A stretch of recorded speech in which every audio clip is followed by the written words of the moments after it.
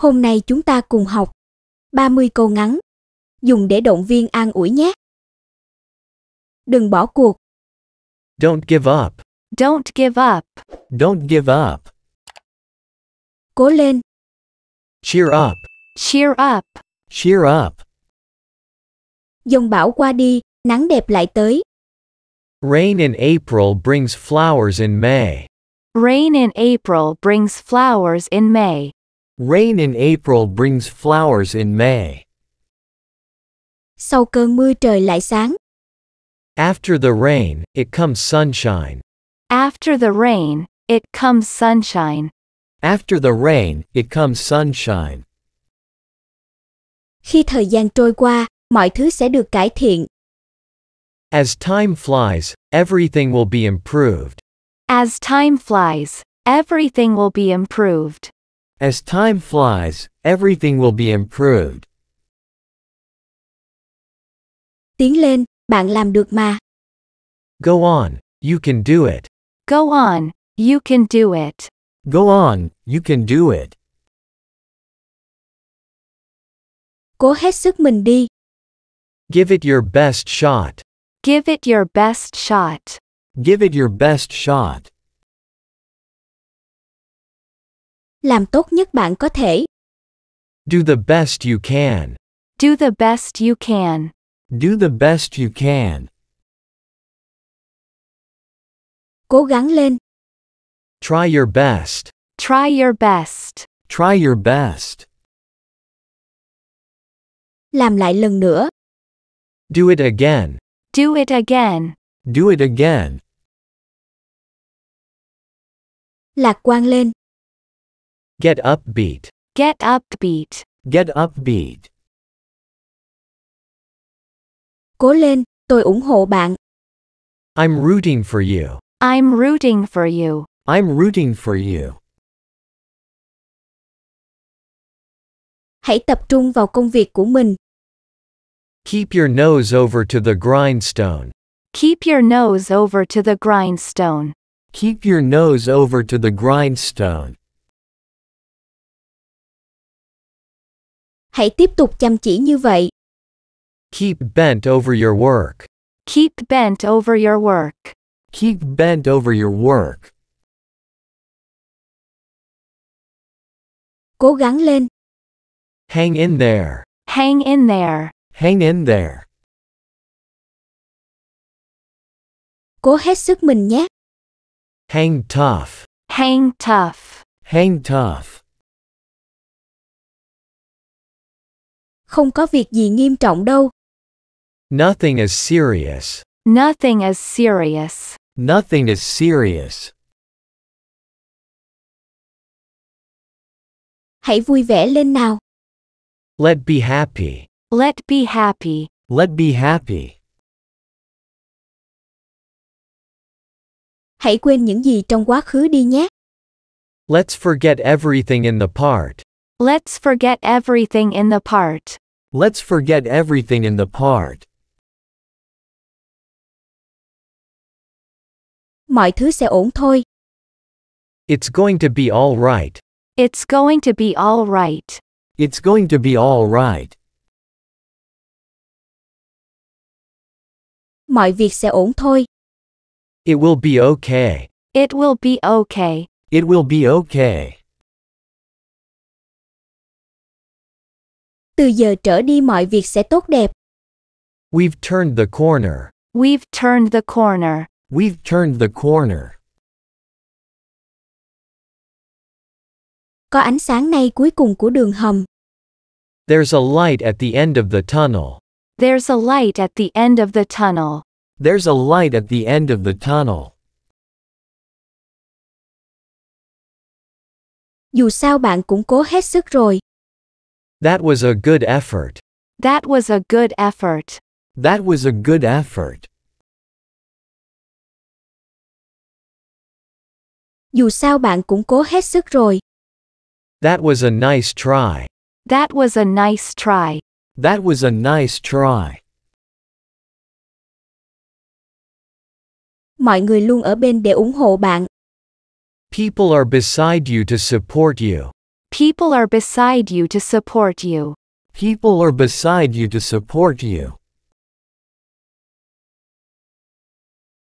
Đừng có chán nản. Don't be discouraged. Don't be discouraged. Don't be discouraged. Đừng có đau lòng. Don't break your heart. Don't break your heart. Don't break your heart. Đừng lo lắng quá. Don't worry too much. Don't worry too much. Don't worry too much. Tôi luôn ở bên cạnh bạn. I will be right here to help you. I will be right here to help you. I will be right here to help you. Tôi luôn ở bên cạnh bạn. I am always be your side. I am always be your side. I am always be your side. Listen again. Đừng bỏ cuộc. Don't give up. Don't give up. Don't give up. Cố lên. Cheer up. Cheer up. Cheer up. Dông bão qua đi, nắng đẹp lại tới. Rain in April brings flowers in May. Rain in April brings flowers in May. Rain in April brings flowers in May. Sau cơn mưa trời lại sáng. After the rain, it comes sunshine.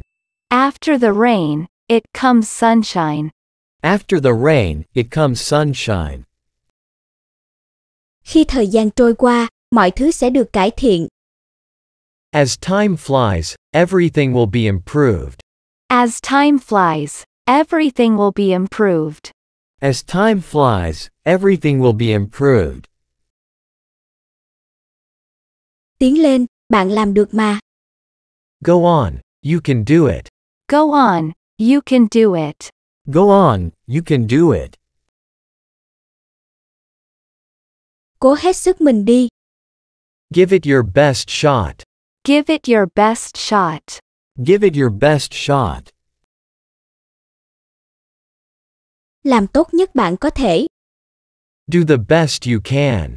Do the best you can. Do the best you can. Cố gắng lên.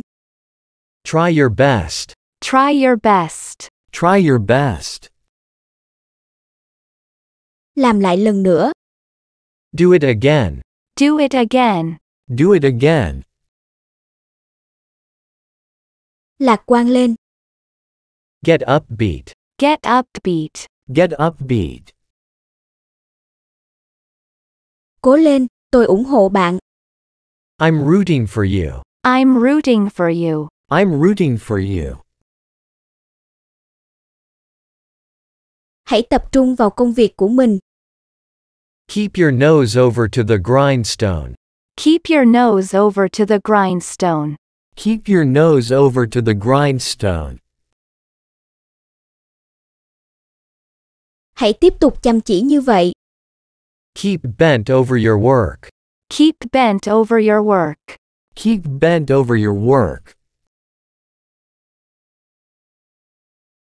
Cố gắng lên. Hang in there. Hang in there. Hang in there. Cố hết sức mình nhé. Hang tough. Hang tough. Hang tough. Không có việc gì nghiêm trọng đâu. Nothing is serious. Nothing is serious. Nothing is serious. Hãy vui vẻ lên nào. Let be happy. Let be happy. Let be happy. Hãy quên những gì trong quá khứ đi nhé. Let's forget everything in the part. Let's forget everything in the part. Let's forget everything in the part. Mọi thứ sẽ ổn thôi. It's going to be all right. It's going to be all right. It's going to be all right. Mọi việc sẽ ổn thôi. It will be okay. It will be okay. It will be okay. Từ giờ trở đi mọi việc sẽ tốt đẹp. We've turned the corner. We've turned the corner. We've turned the corner. Có ánh sáng ngay cuối cùng của đường hầm. There's a light at the end of the tunnel. There's a light at the end of the tunnel. There's a light at the end of the tunnel.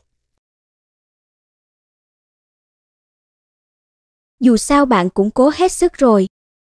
That was a good effort. That was a good effort. That was a good effort. Dù sao bạn cũng cố hết sức rồi. That was a nice try. That was a nice try. That was a nice try. Mọi người luôn ở bên để ủng hộ bạn. People are beside you to support you. People are beside you to support you. People are beside you to support you. Đừng có chán nản. Don't be discouraged. Don't be discouraged. Don't be discouraged. Đừng có đau lòng. Don't break your heart. Don't break your heart. Don't break your heart. Đừng lo lắng quá. Don't worry too much. Don't worry too much. Don't worry too much. Tôi luôn ở bên cạnh bạn. I will be right here to help you. I will be right here to help you. I will be right here to help you. Tôi luôn ở bên cạnh bạn. I am always be your side. I am always be your side. I am always be your side. Cảm ơn bạn đã xem video. Nếu bạn thấy video này hữu ích, đừng quên nhấn like và theo dõi kênh của mình để không bỏ lỡ các video mới nhé.